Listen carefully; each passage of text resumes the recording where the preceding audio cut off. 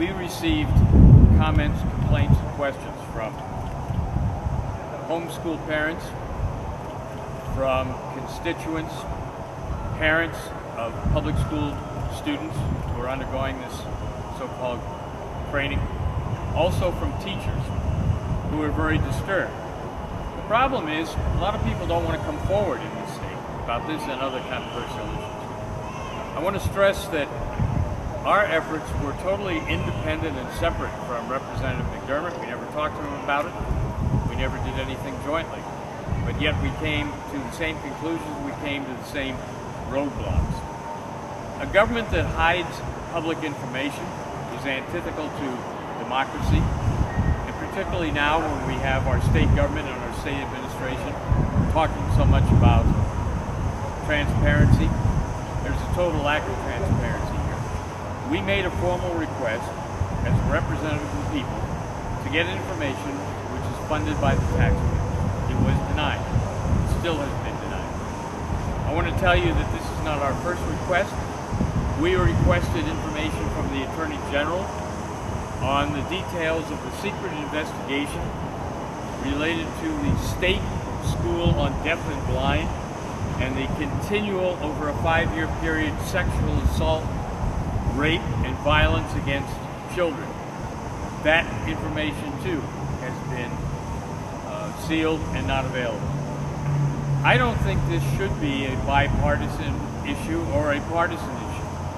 I think it should be a nonpartisan issue. Yet we don't seem to see any desire by leadership in either the House or the Senate to delve into these things. I made a speech, floor speech, during the special session, and I, like Representative McDermott, warned about programs that were already underway, programs that were going to be expanded, and new programs to be added.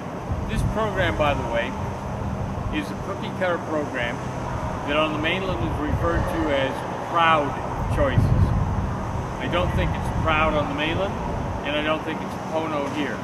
But I'm willing to keep an open mind until I see all of the material. But being denied that material, I think, is harmful to the people of this state and does not allow me to do my duty and my full functions.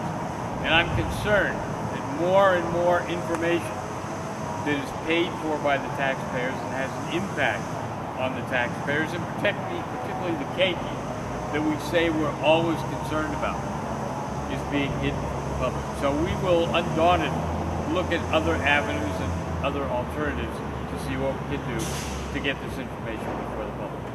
Thank you. Sam, would you be willing to sit down with the DOE and the mentor to go through the classes to find out what's in it? Well, I like Representative McDermott. I had my senior attorney approach both the DOE and UH, and we made a simple request: show us the materials first. Then we can sit down and talk.